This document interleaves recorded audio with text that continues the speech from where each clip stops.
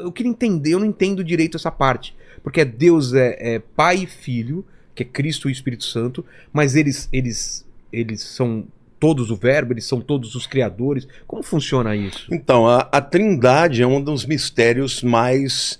a gente pode compreender, mas não compreender com toda a profundidade, né? A Bíblia diz que Pai, Filho e Espírito Santo, os três são um, né?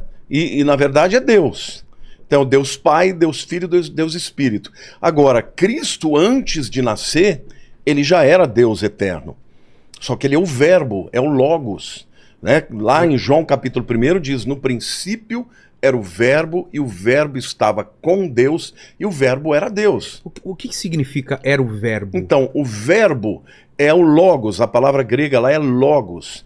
É a própria essência de Deus. É a ação? Não, é a pessoa do Deus Filho que cria todas as coisas. A Bíblia diz que todas as coisas foram feitas por ele, está falando de Cristo, né? Sem ele, nada do que foi feito se fez. Ou seja, eu diria o seguinte, Deus, ele é o arquiteto que concebeu. Tá. E ele criou através da palavra. Quem é a palavra? O Verbo. É Jesus. E o Espírito Santo supervisionou. A gente vê isso lá no Gênesis.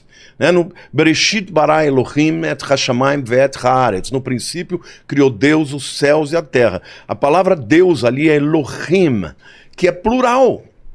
Deuses?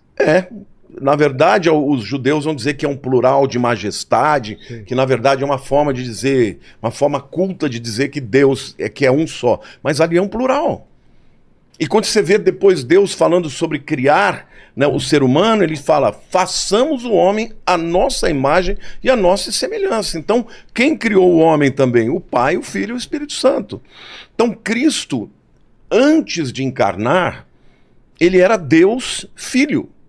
Eternamente com Deus, nunca foi criado, né? Existem algumas seitas que dizem que ele foi criado. Por exemplo, os mormons dizem que tanto Jesus quanto o diabo são irmãos.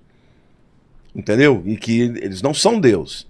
Eles são criados por Deus. São seres poderosos, mas não são Deus. Mas segundo a ortodoxia da Bíblia, o Filho é Deus tanto quanto o Pai, tanto quanto o Espírito Santo. Eles são três em um. Existem várias maneiras de você entender isso. Por exemplo, a água.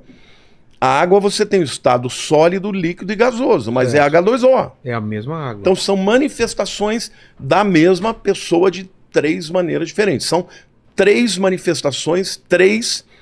Você não pode dizer que são três deuses, mas são três pessoas numa só.